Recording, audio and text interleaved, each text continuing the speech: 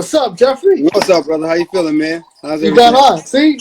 Yeah, I got on. We made it. We made it. This technology, man. I'm scared of it. I'm not scared of conversations, but I'm scared of technology, man. I don't know what to do with it, but we figured it out, so that's good. No, I appreciate you being on the call and Oh yeah. being on this show and glad that you made it. And I love the painting in the background, by the way. That looks very Yeah, powerful. I see murals. You gotta check them out. I see murals. Does some beautiful. I have a few of their art pieces. Great art. Great art. It speaks. It's poet. You know, it's poetry on board and paper, but it's the same thing. That message, you know. Yeah. So, and just so for our viewers too, as we had this conversation with Jeffrey, feel free to drop any questions that you have in the chat, and I'll do my best to get to as many as possible, and we'll just kind of go from there. So let's just kick off the dialogue, because we have an hour, and Okay.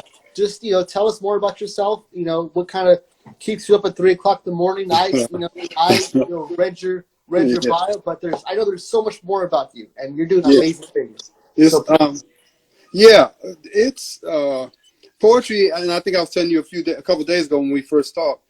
Poetry I didn't know I was writing poetry initially. I was just writing. I was a sad little boy, and I was writing down stuff, writing my thoughts, and it eventually evolved. Well, when somebody told me, "Hey, that's some good poetry," I didn't know it was poetry. I was just writing down my thoughts and releasing, because poetry for me, it began as something, instead of acting out, I wrote it out. And for me, that kept me out of trouble, was writing stuff down instead of acting on what I was feeling. I just wrote it down, and that was my way, kind of like a therapeutic thing. Yeah, and that's how it started. Yeah, that's really, really how it started, and that's why it's so personal to me, because it didn't start off as something. I wasn't going to poetry slams. I didn't know anything about that. It wasn't to present it to people at first. It was just to get what I was feeling out, and then eventually it evolved into being confident enough to speak to people and share these feelings. And that's why poetry is so powerful, man. It changes lives. It really changes lives. Where I'm curious, because where did you get your aha moment that and I love how it just came to you organically, like you were just writing down words on paper, and you never thought that this thing what I'm doing is called poetry. Yeah. When was your aha moment when you realized that, oh shit, this is actually poetry? I remember exactly. I had a teacher named Mrs. Sanders. I went to Banning High School. I had a teacher named Mrs. Sanders. Wilmington? Yeah, in Wilmington. Yep. I grew up in Carson. Yeah. Okay. So I had a teacher named Mrs. Sanders. She asked us to write down some thoughts. I forgot what the thoughts were about. And I was kind of a quiet guy. And she wrote on my paper, "You have a flair for writing. You have a flair." And that's when I realized, oh, okay, because my 5th grade teacher had said something about my writing. But then when Miss Sanders said that, it like confirmed that maybe I'm in the right lane, Maybe I'm doing the right thing. Because Miss Sanders didn't throw out compliments like that. She was kind of a strict teacher, an English teacher. But when she said, I was like, oh, I need to keep doing this. I didn't know I was going to publish books and all of that stuff. I just thought, this is something I'm good at, and I was, I didn't have a lot of confidence, man, to be honest with you. But poetry, writing was where my confidence was. Like I was really good athletically, but I wasn't one of those guys. As soon as I get in front of a crowd, I would freeze up. I didn't have the confidence because of all the stuff that was going on in my life. But with writing, I always had that confidence. And then Miss Sanders just confirmed it. And I've been writing. I think it changed my life. I know it changed my life, but I think it saved my life too. Mentally and spiritually, it saved my life. It really did. Because I definitely hear you on the no confidence part, because when I was in grade school, middle school, I was bullied and I had no confidence. I didn't have confidence in my damn self. Right. I wanted to be somebody who I wasn't. I even went so far. Do you remember Craig David, the actual singer, R&B artist? Okay. No. So this is like an exclusive story I don't share with a lot of people. Okay. But so I was in middle school. No, I'm sorry, high school, sophomore year of high school, and I really liked this guy named Craig David, the great singer. He was from the UK. Oh, okay. And he just had like this style and swagger about him. So what I did is I wanted to be like him so much is I went home that night of school. I looked for my mom's black mascara, and I literally painted sideburns to connect my mustache and my goatee to look like this guy. Really? Wow. Because like one of my best friends, like ahead of time, had said, hey, Fro, because they call me Fro because I had a big afro Okay. at the time, and they said, hey, Fro, you kind of look like Craig David, and I took that to heart. So I went out of my way, got my mom's mascara, put the makeup on, and long story short, I did that for about a week, and I was fooling people left and right. But at the end of the day, I wasn't fooling myself. Right. And it just goes back to your amazing point of just having no confidence. Yeah. So what about poetry kind of gave you that confidence that it was like I'm in my zone?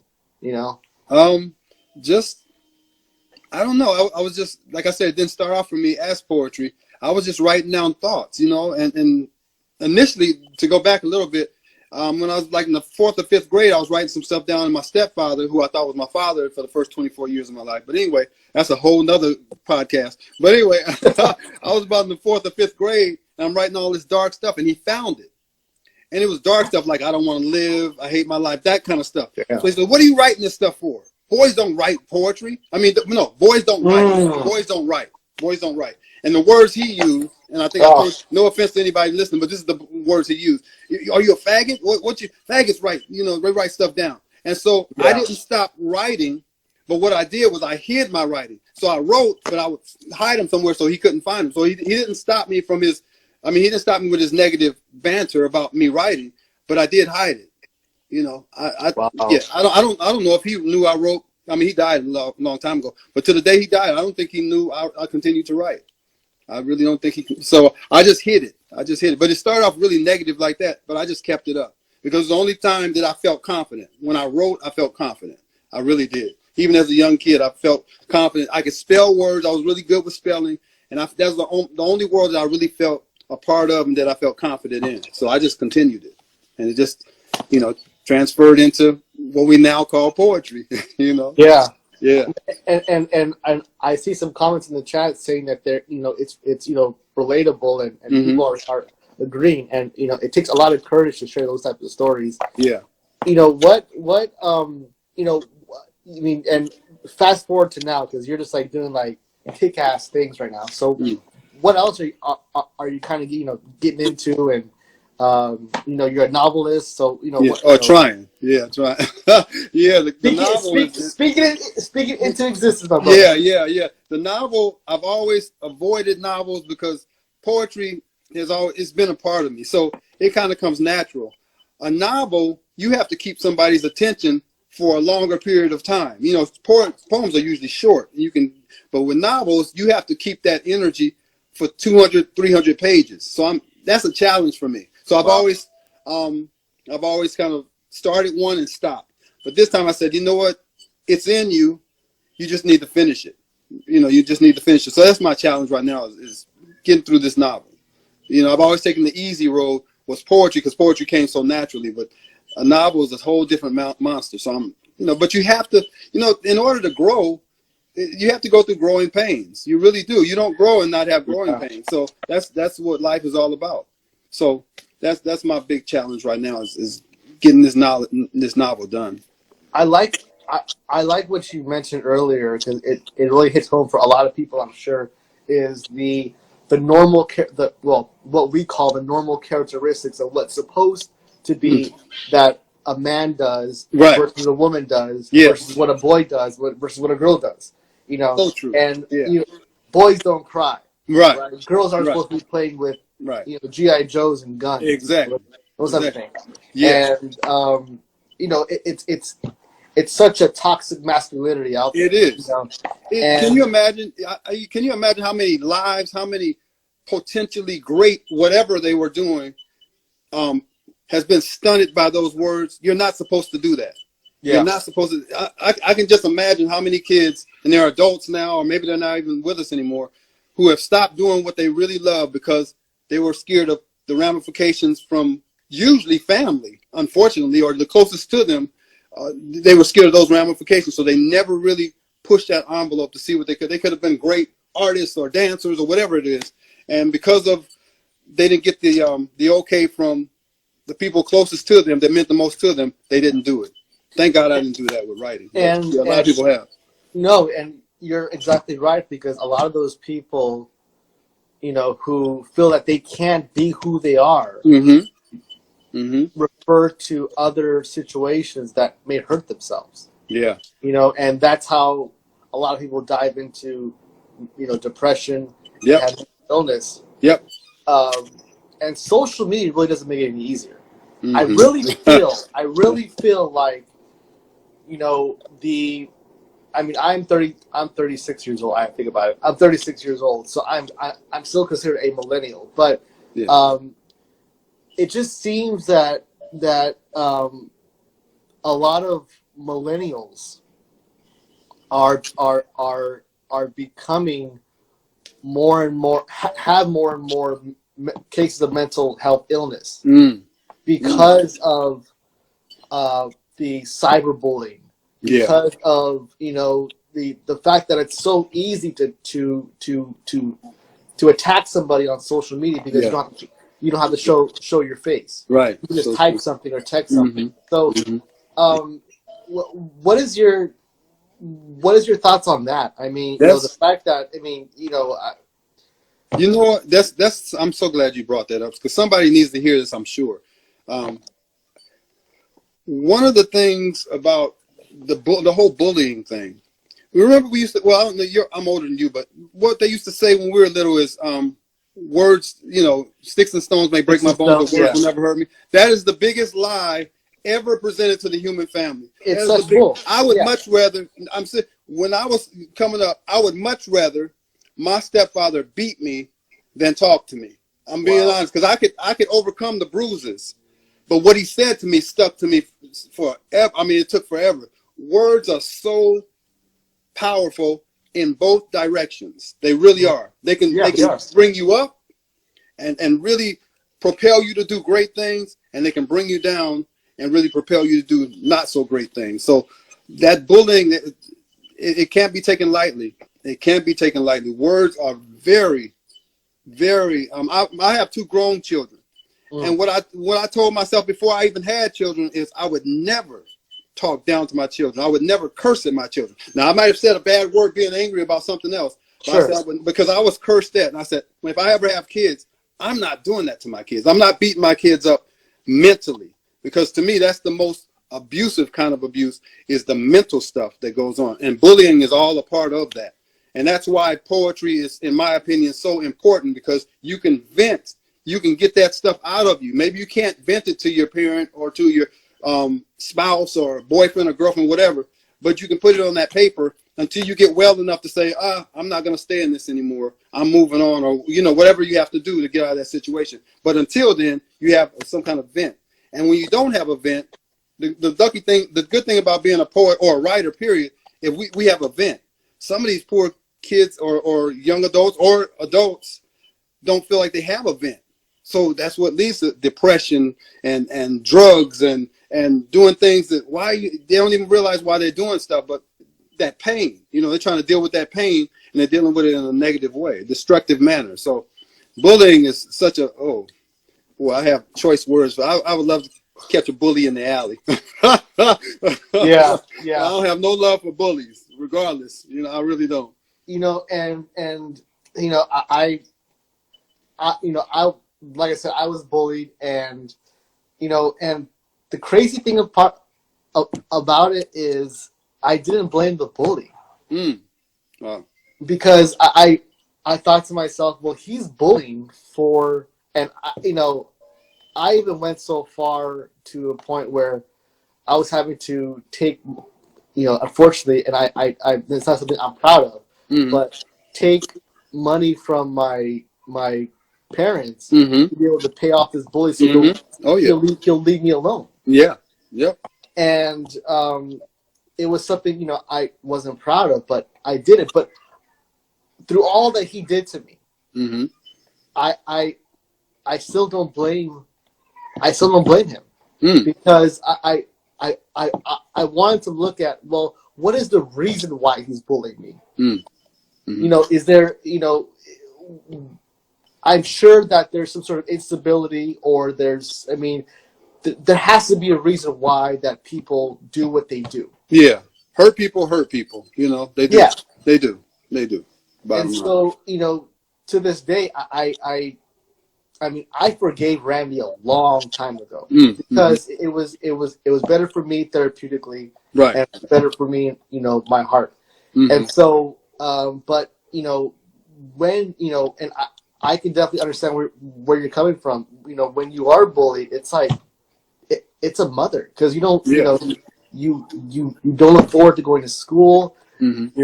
You make Mm-hmm. excuses to Yeah. not want to go to school or hang out with your Mm-hmm. friends, or Mm-hmm. Yeah. Yeah. and now the times of the bully meeting you in the back of a grocery store, or in the alley, is Right. no more. Now No, they don't do everything on social that. media. Right. Right. Now it's like cyberbullying, where you Yeah. have people that are like typing negative comments, Yeah. and are body shaming somebody, Yeah. or attacking them because of who they love, Right. who they want to be. Yeah. Going back to toxic masculinity, Mm-hmm. it's So true. unfortunate that we feel that even on this Black History Month, and Mm-hmm. that we've done so much, not just for Black lives, for Brown Mm-hmm. lives, Indigenous lives, LGBT, and the list goes Right. on and on. But Mm-hmm. there is so much more to do. Oh man, yeah. There is so much.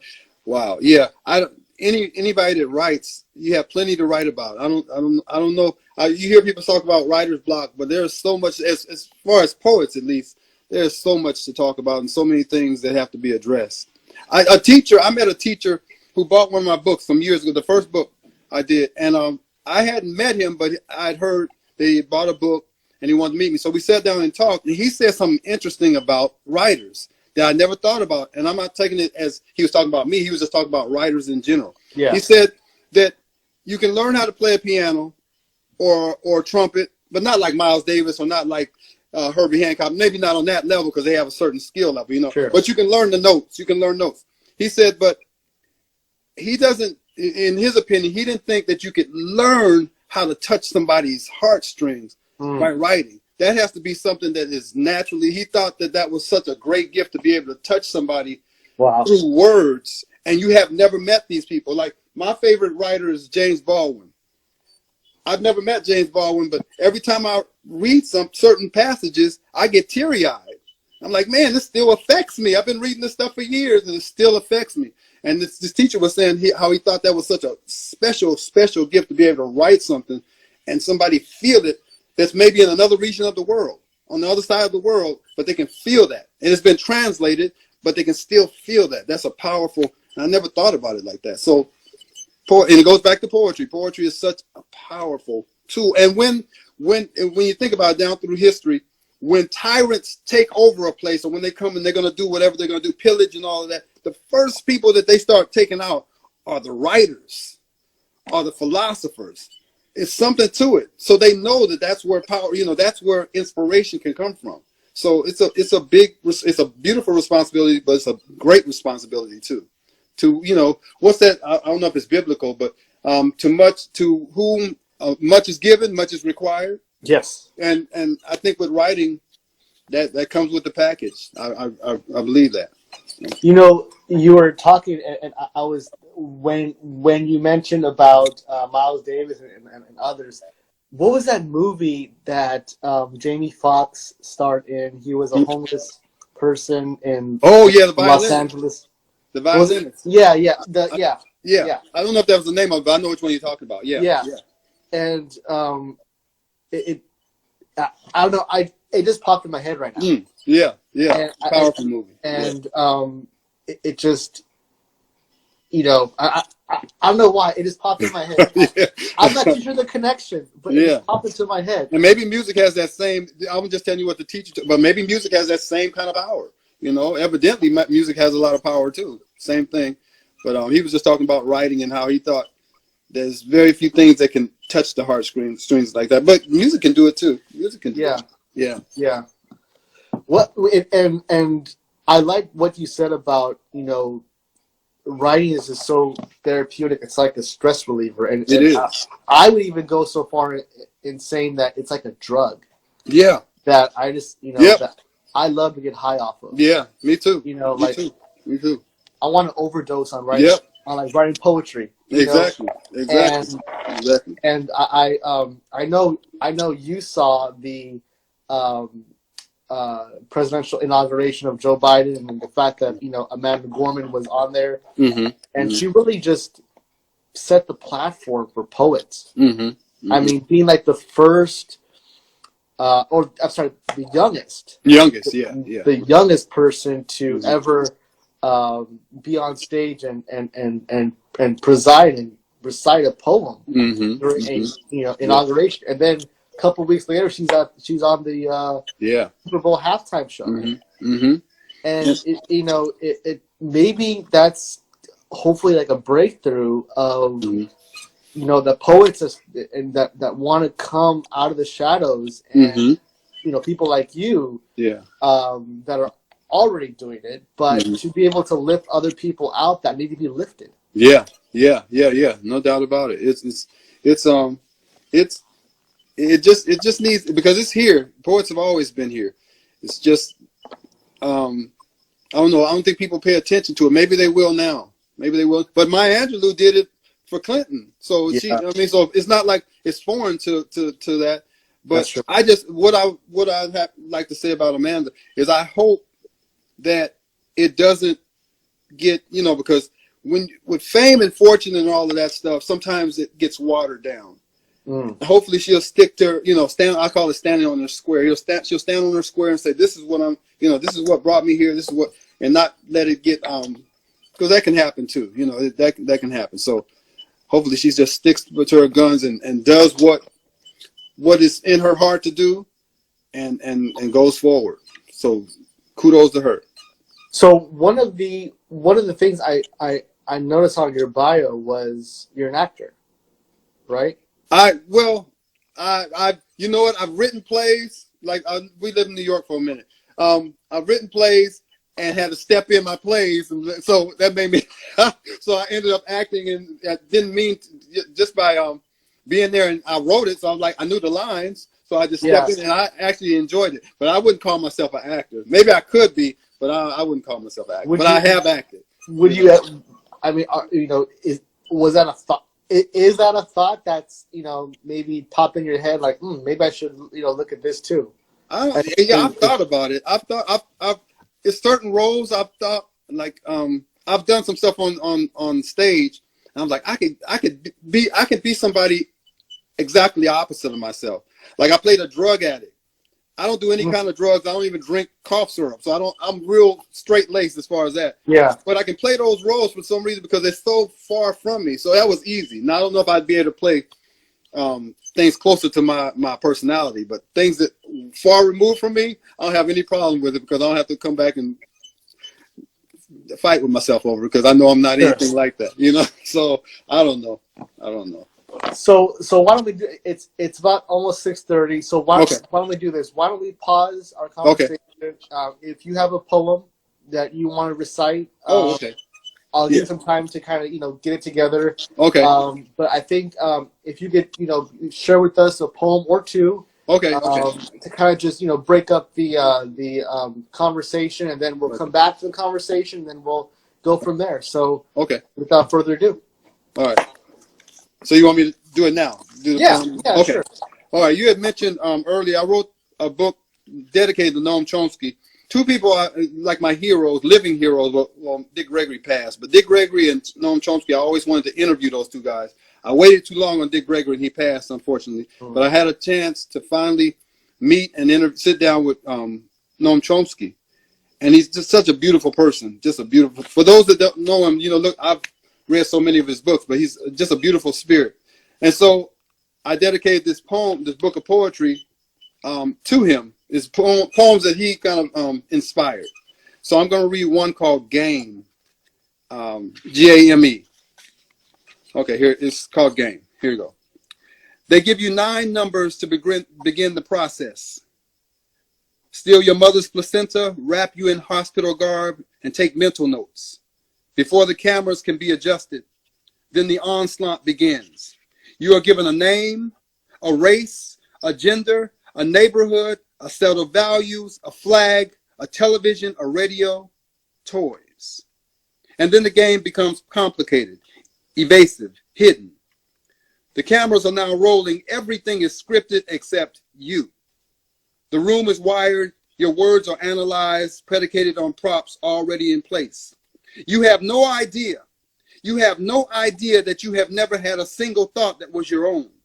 Even your rebelliousness has an index. Paid robots bring your music, dictate your speech pattern, and determine which clothes shall protect you from a warming climate.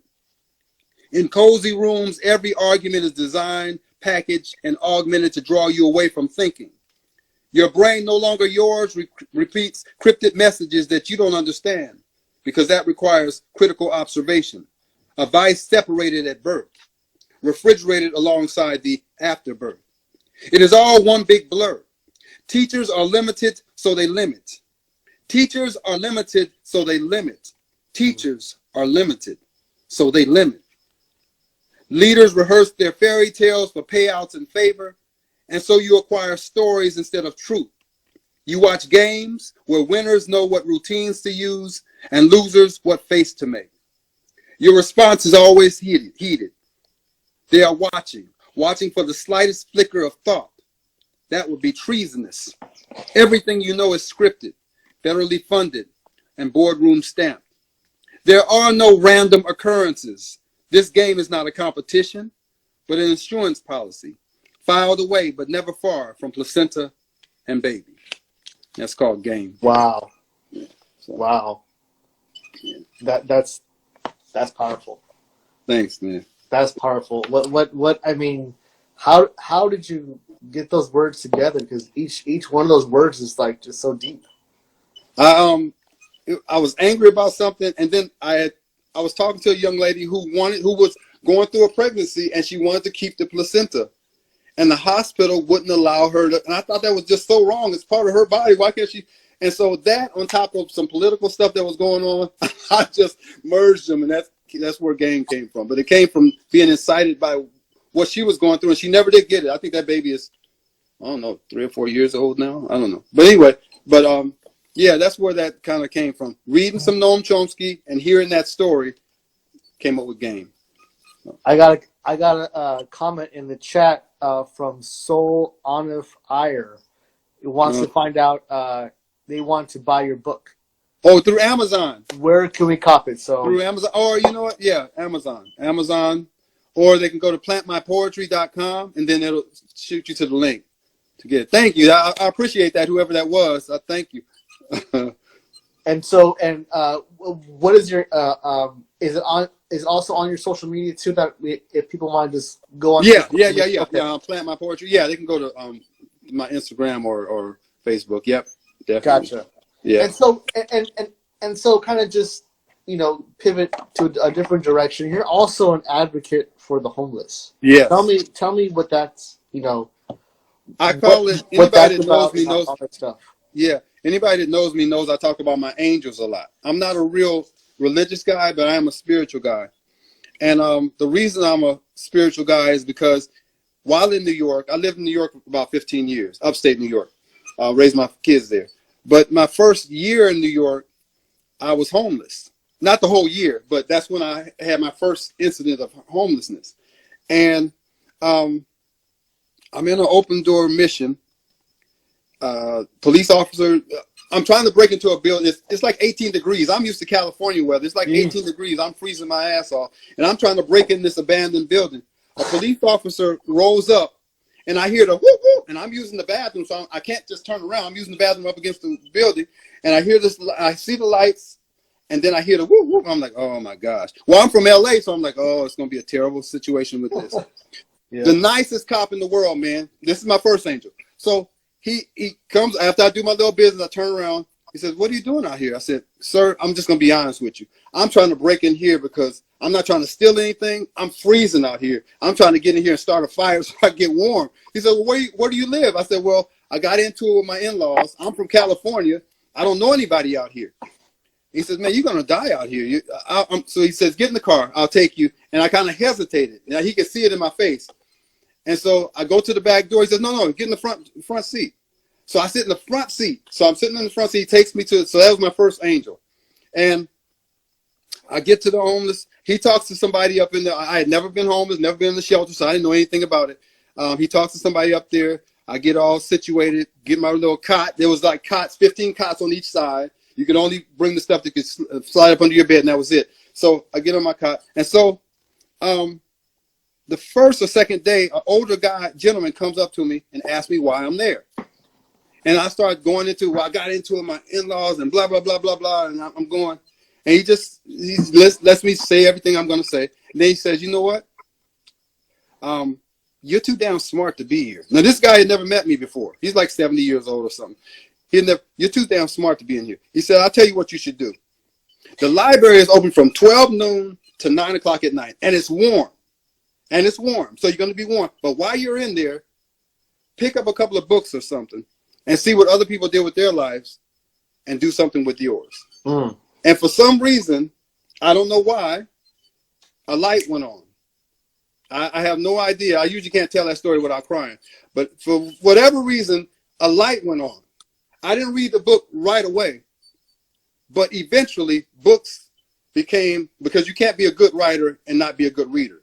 I firmly believe that you have to read in order to write better. But I became a reader from that moment.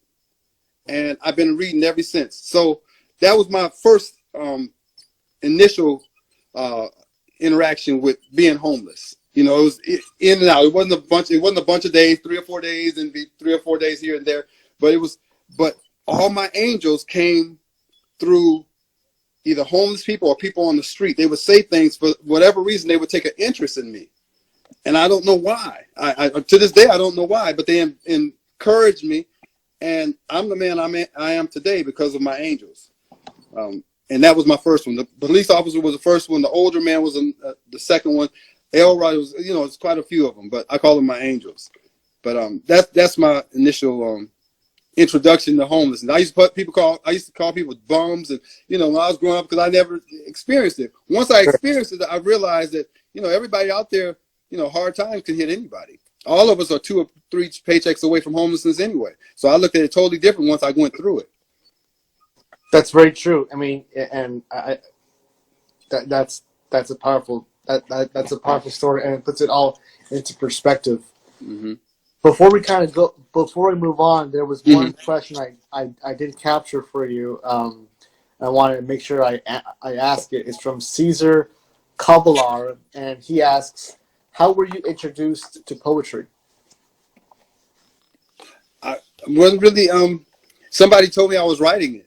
So, because I didn't read poetry.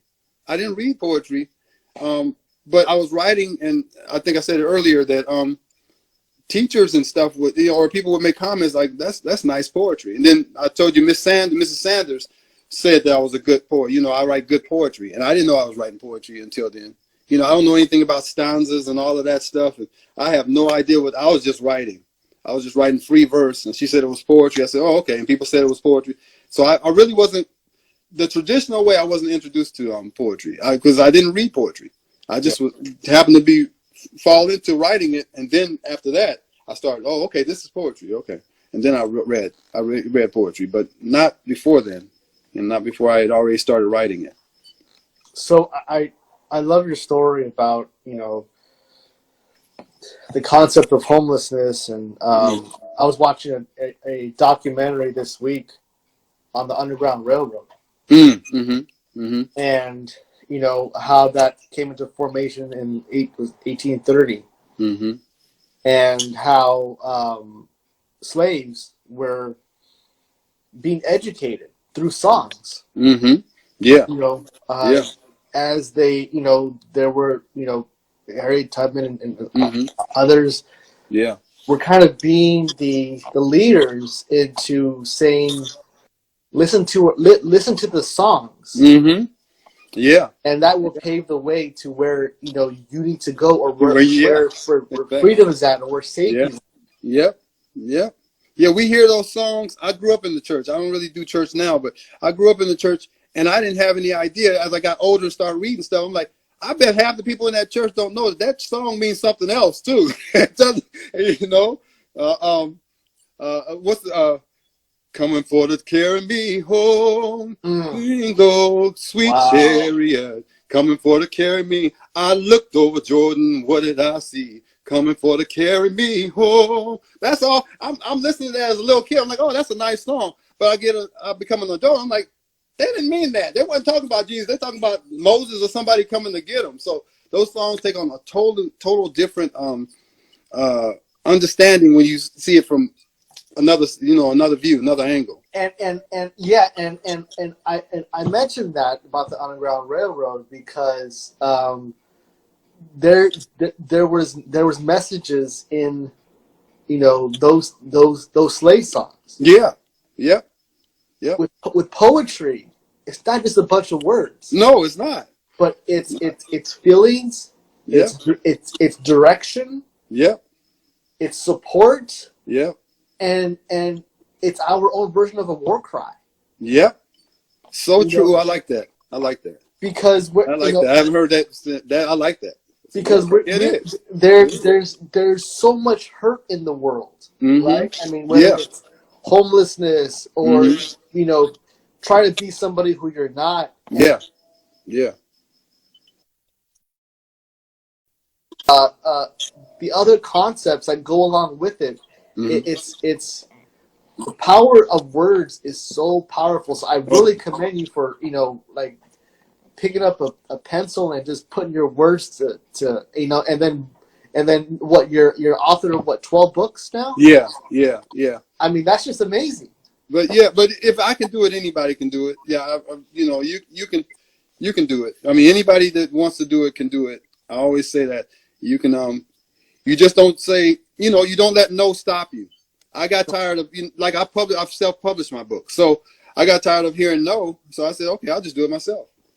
I'll just do it myself, and then that's what I did. So no just means you got to take another avenue. It just means another door. That's all it means to me. You know, in that aspect, that's what no means. No doesn't mean you stop your dreams. You don't stop your dreams. They're given to you for a reason. I always say too that whatever people want to call it, God, Allah, Yada, Adonai, whatever people want to call or don't want to call it, it gives you ideas. I truly believe this. And if you don't use those ideas, the universe wants those ideas out there. If you don't use them, they'll give it to somebody else. And I think all of us have had an idea. We'll be like, shit, I thought of that 20 years ago. And now they're making money off of it. So I really believe if you're given an idea or given a dream, it's yours you're given that responsibility to do it. But if you don't, the universe needs it out there. Somebody else will pick it up and go with it. I agree with you so much. Yeah. With you so much. I always say, if you want to kill a big dream, tell it to a small-minded person. No, that's exactly, man. Oh man, that's perfect. That's a poem right there. Whenever I hear the word no, it just tells me, you know what? Okay, I'm gonna go to the black market. Mm-hmm. I'm gonna go to my market. The fact that I'm black, the fact that you're black, we're going to the black market. Yeah, we're gonna do it on our own. Exactly. That's where all this, and I'm old school, so I like Marvin Gaye, Stevie Wonder, Donny Hathaway, Roberta Flack. That's what I grew up on. Johnny Cash. I grew up on country. I grew up on some of everything. I'm not really a hip hop kid, but hip hop, if you think about it, I remember seeing those guys, they would take record players and they scratch it. Anybody that's coming through the neighborhood would be like, what the hell are they doing?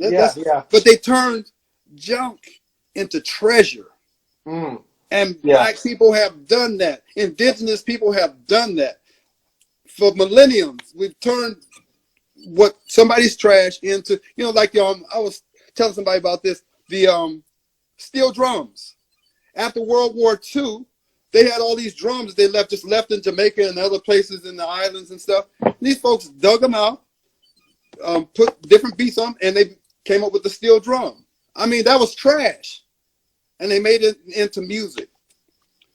Man, please, you get me started. We'll be here for 3 hours. Um, man, I love you, man. I mean, We take trash and we build it into something else. I'm it telling you. is so true. It is Yeah, so true. it's amazing. You It's know, and amazing. I mean, if you just think of all the things that have been created out of just like what? Yeah, I mean, exactly. whoever, I mean, okay, I'll probably be dating myself, but I never thought that like these little round plastic circles were so entertaining. They were called pods. Oh, yeah. Wow. Yeah. And I never thought that it's like I mean that's just one example, but Yeah. there's just so many examples of what of like something like so like small, but no, Hmm. that'll never be nothing, Right. and then it becomes this like big thing. Yeah. Yeah. Yeah. That's It's people. Yeah. Yeah. Human beings are very adaptable. When they have to be, it's amazing what they can do. It's amazing what we can do when we have to do it. Unfortunately, sometimes we have to be pushed into it. I wish kindness was more just a natural thing. It usually takes a catastrophe for people to come together, and that's what bothers me as a poet. yeah. We can walk by somebody all day, homeless and whatever, all day, but then the catastrophe of an earthquake hit, then we're helping the homeless. Oh my God, we got to get these, but it shouldn't take that. We're all human beings, and if it affects you, it affects me. That's the way I look at it. If it affects your child, it affects my child. That's just Well, the bottom line. a, a, a lot of people feel some type of way because it's different to them. Mm. Mm-hmm. They they Yeah. they they always had a roof over their head, Yeah. clothes in the backs. They Yeah. never knew what it was to not have those basic things. Exactly. And so when they see somebody looking for a handout, well, let's give them a hand up. Mm-hmm. Yeah. I mean Yeah. they're not. We don't know what they're going through. No. They could be a veteran. Yep. They could Yep. be a Yep. mother, Mm-hmm. right? I mean, they all have stories, Yeah, they and do. so much of our elected leaders and our community leaders and our politicians or whatever, they the homelessness is a huge issue Yeah. that it just I understand it can't be solved overnight. Right. But the fact that we're just squeezing people from one community and dump them in another, that's That's not what they're okay. doing. That's exactly what they're doing. That's Yep. just kicking the can down the road. Yep. That's Because what it is. Yep. if you're not providing someone access Mm-hmm. to the same type of we all say that we are one. Mm-hmm. E pluribus unum, out of many, one. Um, if if we're not abide by those that fabric, then Mm-hmm. then who are we? Yeah. If we're not Yeah. helping regardless of color, regardless Yeah. of Regardless. socioeconomic Yeah. status, Yeah. if Yeah. we're not helping people out, Yeah. Yeah. what are we doing? We're Yeah. just. I mean, are we existing or are we living? You Yeah. know. Yeah. Yeah. So true. So true. Yeah. And we become the bad guys. I have this poem called No Consequences. And if we don't say anything, then we're guilty. If we don't try to do something, we're guilty. Homeless people have helped me. So I would be less than a man to not want to give back in some way, because that's why I read today. That's why I read. He told me I was too smart to be there. Maybe if he hadn't said that, I'd still be there. Or stuck on drugs or something. I don't know. But because he said that, it prompted something in me. It turned on a light that my mom didn't even give me that light. My stepfather, nobody in my family gave me that light. It was an old homeless man in fact, I saw him Wow. 3 or 4 months later, downtown Rochester. And we're going opposite directions. And I see him coming and I recognize him. He don't recognize me, but I recognize him. And I step in front of him. I was like, man, I just want to thank you for what you said, man, because I've started reading. I'm changing my life. He looked at me like I was crazy, stepped around me, and kept going. I never saw him again. That's why I said he's an angel. I don't even know if he realized what he did for me.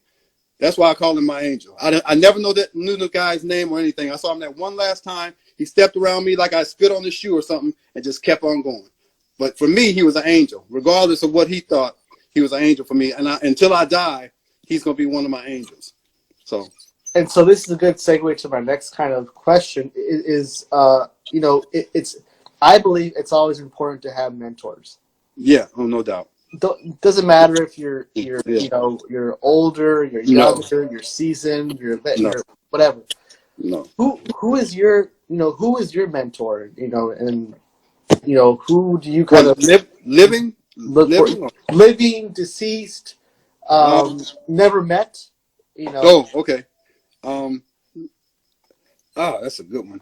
It was a guy named Elrod, homeless. I met him homeless, and he short guy, scraggly. He had a drinking problem because he always smelled like alcohol. Mm. But when he opened his mouth, brother, I'm telling you, it was like a professor. I mean, just articulate. And so we would have conversations. Yeah. And I wouldn't know some of the words. So I'd be like, Elrod, what's that word mean? And he'd look at me. I'm not telling you what that word. I did my research. You do yours. Go look it up. And that's what he would say. Yeah. That's what he would say. And I'm like, damn. But I wouldn't, but just, oh, man. Yeah. You're going to get me crying on here, man. You're bringing back some old memories. But, man, dude was just, and he inspired. I mean, had already started reading by that time. But this dude was so articulate. I mean, so articulate. I'll give you an example. Once I got back home, my wife at the time, my daughter wasn't born, but my son was born. I was taking dance class. What's it called? Garth Fagan dance in Rochester. Garth Fagan is still doing the dancing. But anyway, I was taking the free dance classes they were giving them at that time. And so he came to the dance class to check me out. I was like, yeah, man. I mean, I was stumbling all over, falling all over the floor and shit. But still, he came to check me out and support me, right? Yeah. So he came. So he's standing out in the lobby or outside, and he smoked. So he asked one of the sisters that was there, one of the parents, hey, do you have matches? And she looked at his attire. You could look at her on her face and said she was you could see that she was judging him. And she said something real dismissive. When I tell you, he broke her down like a fraction. He never cursed at her, never swore, never got vulgar or anything, but he broke her down like a fraction by her judging him. I guarantee you from that point on, she never dismissed anybody else based on what they looked like. He was just brilliant. He was just brown to whatever happened to him. He was just brilliant, but he was in the streets. He lived in the streets. But man, to look at it, you'd be like, okay, this is just a typical drunk guy. But when he opened his mouth, he inspired me. I haven't met anybody more brilliant since. That's been 30 years ago. I haven't met anybody more brilliant than Elrod. So that was a mentor. It was a big mentor for me. And it's so powerful to just hear, and it's even more powerful to see somebody and the words come out of their mouth that doesn't match their match who they are. Yeah. Like, it doesn't match at all. Mind blown. Clothes all wrinkled up, hair all, he was balding in the top, but hair all, just nappy on the sides. He looked a mess. But when he opened his mouth, you knew it was brilliance. It wasn't even just smart, it was brilliance. And he'd be talking about all kind of philosophical stuff and got me to reading Socrates and Plato because of him. Because of him. I read all that shit because of him. I didn't find that in college. No professor in college told me, hey, read Plato. No, it was Elrod's homeless ass that got me into all that philosophical stuff. Brilliant dude. Brilliant dude. And it's been a blessing ever since, right? Yep, ever since. I keep a book on me, man. I keep a book on me. You won't find me, I don't care where I am, I got a book on me somewhere. Any downtime, I'm reading. I'm reading because I know how reading has transformed my life. And if you know better, you need to do better. That's the bottom line. So I want to know better so I can do better. Every day. That kind of jog a point in my mind about reading and learning about people. I mentioned earlier the Underground Railroad and Harriet Tubman. Mm-hmm. Really, who really knows about that? I mean, are they really teaching those things in school? Not really. I mean, they touch on them, but they don't really. They don't go into it. We learn about Martin Luther King, George Washington, Abraham Lincoln, but we don't learn about Booker T. Washington. No, we don't learn about this dude. He slept up under. He slept under the. Oh, have you read Up From Slavery? No. Up From his book. Oh my God, this dude.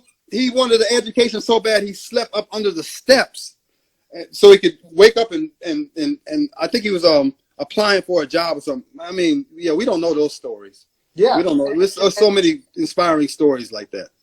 And and I don't know how I want to say this, but I'm gonna just say it because this is Forces of Color. But it seems to me, and correct me if I'm wrong, Jeffrey, it seems to me that the reason why that Martin Luther King Jr. is so accepted is because he's acceptable. He's He's easier acceptable to digest by white people. Yeah, he's easier to digest, but not the last 6 months. Martin Luther King, though. That's why they killed him. That last 6 months, like, whoa, wait. He sounded more like Malcolm than he sounded like Martin towards the end. And that's why they killed him. If he had just been the dream stuff, he'd still be with his problem. But he was thinking, talking about Vietnam War. Hey, you're not supposed to touch that. What are you doing? Yeah, exactly. He started touching some stuff, and they said, "Oh, we got to go." Stay in your lane. Stay in your lane. Yep. Yeah. Yep. No doubt about it. And I would even go so far in even encouraging people to learn about the gangs in LA. Yep. The Crips and the Bloods. Mm-hmm. Because if we really want to be real, let's talk as to why the gangs were created. Exactly. I'll tell you why, because black people were not accepted into groups like the Boy Scouts of America. Exactly. Or the YMCA. And that was a Christian organization. Yeah. Please. So, if you put people, if you segregate people into certain areas, i.e. Watts, Compton, like in that little bubble, then what do you expect? What do you think's going to happen? Yeah, what do you think? Exactly. And you know what? And the people that say, well, it's whatever, they make excuses. There are some people called the Okies. When Oklahoma had their Dust Bowl or whatever and stuff wasn't they moved to California. A lot of them went to Northern California. These are white people. When those Okies got here, white people that were in Northern California treated them like they treated blacks in the South. Look it up, guys and ladies. Look it up. They treated them, didn't want them to go to school with their kids. These are other white kids. But because they're from Oklahoma, they look down on them. Human beings got to get out of that shit. Stop being so judgmental. We're one race, but we don't want, we got all these divisions. It's stupid. It's stupid. It really is. It's stupid. 500 years later, we're still talking about the same shit. Stupid. We evolving in other ways. Why aren't we evolving as far as race? Why are we doing that? The Litz when I'm sorry, but let me just say this real quick. No, you're good. Martin Luther King, right after he got the Nobel Peace Prize, or right before he went to India, and when he went on the stage, when they introduced him as, we have coming to us Martin Luther King, the Dalit of America. Well, Martin Luther King, I don't know if people know what Dalits are. They're the untouchables in India. Shame on you, India. Shame on you. But anyway, they're the untouchable. So when they introduced Martin Luther King as a Dalit of America, he said it kind of offended him at first, but then he started thinking about it. He said, black people are the untouchables in America, though. So, anyway, it got me. I don't know why I went there, but yeah. You're exactly right, because people need to hear about, the history of how things come about. Yeah. Christopher Columbus. Yeah. Oh, Lord. We can go on and on about as to why gangs were formed. Mm-hmm. Why is it called the Stonewall riots? Mm-hmm. Mm-hmm. Or LGBT, Q people. So let's it's important for people to understand the history of the Americas, or whatever you want to call it. But in order to not repeat the past, we need to be able to relive the past in a certain way. Yeah. And I'm hoping that poetry is doing that for us. I hope so. I hope poetry's turn. I love Columbia. I just love Columbia. I go there a lot. Not since the COVID thing, but I go there a lot. I share property in Columbia. But Columbia, check this out, folks. Columbia, through poetry, it had the cartels and all that stuff, everything, Escobar, all that stuff. But through poetry, they changed this society. Not all of it, of course, but they have the biggest poetry event in the world. in Medellin, Colombia. Now, think about that. It took them 20 years to get to that point, but now poetry is so so respected there that they have the biggest event in the world as far as poetry. At least a few years ago. Now, I'm not sure if they were surpassed by somebody, but so poetry was able to transform a society. That's words, y'all. It's got to be more to it than thou shalt not kill and all that stuff. Words mean something. Words have an energy, a vibration to them. They really do. You know, can't be taken lightly. Can't be taken lightly.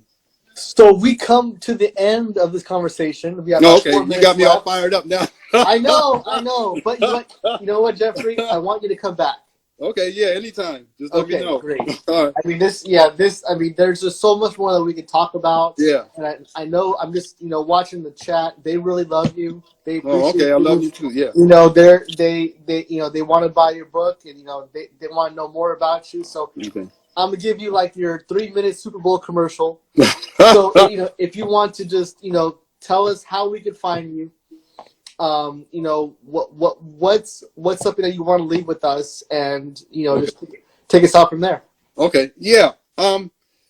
You just go to plantmypoetry.com, and then everything links up to that. So that's my website. So you can do that. I'm not good with the commercial. That's probably why I haven't sold any books. I'm not good. I'm good at writing them, and then I'm terrible at marketing. But yeah, Plant My Poetry. It's all one word. Plantmypoetry.com, and just that'll link you to everything else. But what I want to leave with people is, whatever your gift is, it doesn't matter what it is. It's your gift. Share it.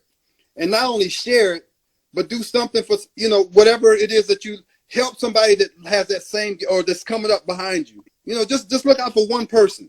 Just look out for one person. Just say, okay, I'm doing well in this. Let me help this young lady here, or let me help this young cat here, or let me help this elderly over here. Whatever it is, but whatever your gift is, bring yourself up, but like you were saying, like bring somebody up with you too. Just inspire somebody.